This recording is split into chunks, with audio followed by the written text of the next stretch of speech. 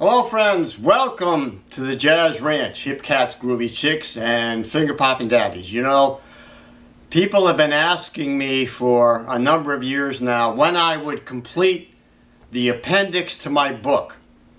My book is called The Jazz Piano Book, Methods and Songbook for Professional Playing. And I wrote an appendix and it didn't get included because I ran out of time, ideas, and space to put it in.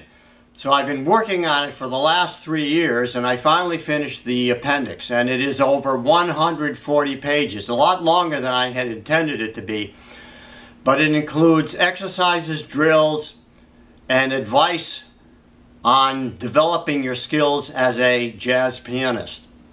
And like I said, it's over 140 pages of information, exercises, drills, and so on that are going to be important for you to develop your skills, not only as a pianist but also a jazz pianist. There's a ton of information in there, and you can look it up on my website and look at the table of contents, but I'm going to give you more than that in this video. I'm going to give you a look into the book like I did with my other book. And you're going to see everything that's in my appendix to my book. It's in 3 parts. Appendix 1, 2, and 3. So it has levels 1, 2, and 3. In other words, easy, intermediate, and advanced. So you're going to get a lot of information in this book. And I hope you will consider acquiring it and add it to your library. And it will be beneficial to you as a jazz pianist or a pianist in general. So here we go now with a look into my appendix. Not this one down here, but the book. Okay, here we go. I'm going to give you an inside view of the appendix to the Jazz Piano Book, Methods and Songbook. And these are the drills and exercises that relate to my book and also my videos. So you have 3 appendices, they will call it 3 appendix, and they are Appendix 1, you get the introduction and about the author and the table of contents. Now, right away I give you a practice procedure, including timing, how to understand syncopation, some of the most important things you need to learn about practicing. And then you get right into intervals. That's the first subject, is intervals, and you have a few pages on that, including a drill, an exercise. And then you get the most simple chords, all the triads in every key. And you get them laid out for you as scale tone triads, which you're going to apply to tunes in the key of C. So then you get 2 tunes in the key of C to apply those triads. Right away you're getting practical application of what you've learned. Now we get into 7th chords right away because we want to learn 7th chords for jazz. So we have all the flat keys and sharp keys, all the 7th chords are laid out here for you. So you can learn them just using these 2 pages. You can learn all your 7th chords. Then you get an exercise to really get your 7th chords down in both hands, with the chords in the left hand and arpeggios in the right hand. So you get a really good drill. Now this is quite a few pages because it's every key. So you can just learn the simple keys and then move on to the more complicated keys later on. Now you get all the major and minor scales in a drill, in both hands with all the fingering. Where are you going to find this? You got all the fingering and all the scales you need to learn in the major scales, and then you get the minor scales here. Now continuing, now we move on to spread voicings. You learn the spread voicings, in other words, harmonizing between the 2 hands, and you get a 2-5-1 exercise with the melody right away. Now we're into Appendix 2. Now this gets more extensive. It starts out with really something that's very good because it relates back to my book, playing from a fake sheet. This is the most important thing you want to learn, is to play from a lead sheet. So it gives you the page numbers to look back to in the book that are going to teach you various things like various priorities, how to find the melody, how to establish the form, how to find the tempo, how to find chord progressions, scale tone sevenths, and your jazz phrasing and so on, arrangements, introductions, right hand, so on. All the various things you need to learn in order to play from a lead sheet. Now you get into 7th chord drills for both hands. And now you get songs to play. Don't Blame Me in Summertime. Right away you're getting an application to songs that you can learn to play using the drills that you've just learned, the exercises you just learned. I make this practical for you. Now you have a chart on all the 7th chords in 2-5-1 progression. Root position, 1st inversion, 2nd inversion, 3rd inversion. So you have the A form and the B form. You have all of them here laid out for you in every key. Now this is all you're going to ever need for like learning theory and learning skills in jazz. Left hand drills. We want to learn how to play the left hand, how to use the left hand. So here's a drill for the left hand. And then you get a tune to play for the left hand. Now you have more 2-5-1 exercises with right hand melody.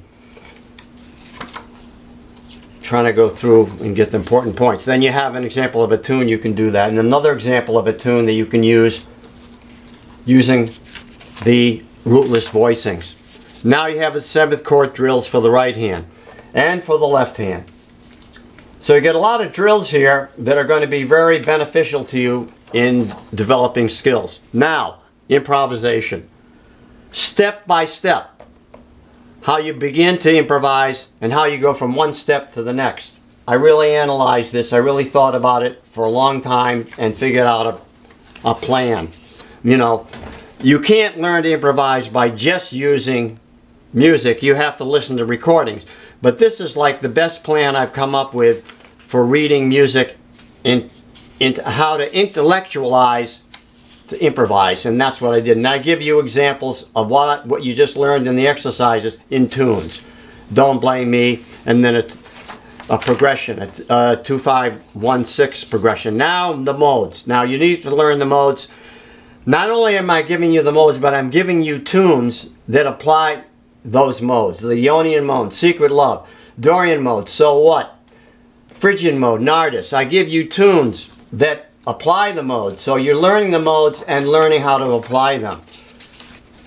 Sorry about that. Okay. Now you have a minor key exercise, which is important because you want to learn in both major and minor keys. Then you want to learn the pentatonic scales. Here they are laid out for you in an exercise. Now we get into Appendix 3. Sorry about that. Okay. All right. Here's an extensive definition of jazz. Swing rhythm, syncopation, improvisation, jazz chords voicings, specific scales, repertoire, interplay, individual.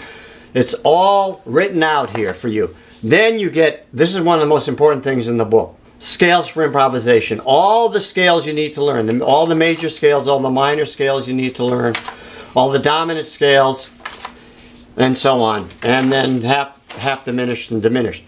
Now we get into the diminished scales and the dominant scales and how they interrelate. The half tone, whole tone scale, and then you get to apply them in tunes.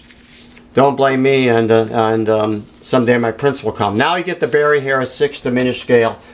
This is pages that in all the keys working out his theory. Now you have diminished scale runs. A variety of them to practice. 4 pages, actually 6 pages, 8 pages of diminished scale runs. And then you get an exercise in tenths. You get the altered dominant scale approaches. These are all chords that have to do with the altered dominant chords and their scales. And then you get chromatic drills, which are very good for jazz, to drill things in a chromatic way, step, half steps. Then you get the drop 2 voicings and a variety of exercises for drop 2, which is an important way to harmonize chords in jazz. This goes on for pages. You get pages of drop 2s because they're so important. And then we end up with a list of legendary jazz pianists and a list of the most important recordings you can get in jazz from the various great jazz stars. So You know, if you want to make a collection, a jazz collection, this is good advice. Now, here's one of the most important things about the book. I put an index in there. I don't have this in my book, but you can go to the index and look up any subject you want and find it in this book. If you want to find the major scales or the minor scales or the triads or a specific tune, Autumn Leaves, you can find it here. It's all in alphabetical order. All the chords, the various chords, seventh chords and so on. The triads, everything, every chord you want to find is listed under chords. Chromatic drill, cycle of fifths, all the cycle of fifths exercises and so on. You know, improvisation, jazz defined, left hand exercises and so on. Minor scales and so on. All the scales, various scales, major, minor, dominant, you know, all the scales are listed here. Seventh chords are listed. You know, tenths, tunes, all the tunes are listed by title. So you can find any tune in here. You can, the 2-5-1 exercises are all listed by the type of 2-5-1 exercise. So you can refer back to specific things that are most important to you by going to the index. So there you have it, the Jazz Piano Appendix. Signing off from the Jazz Ranch. Thanks so much for watching this video about my appendix. I hope you will want to acquire it, and if you can't afford it, please write to me. I will give you a deal. I want anyone that wants it to have it, and I'm sure it will benefit you. So I'll sign off now with the words from my great friend upstairs, Hermie Dressel. Always said to me when I left his office, he always said, swing loose. And we'll see you next time around. Bye-bye.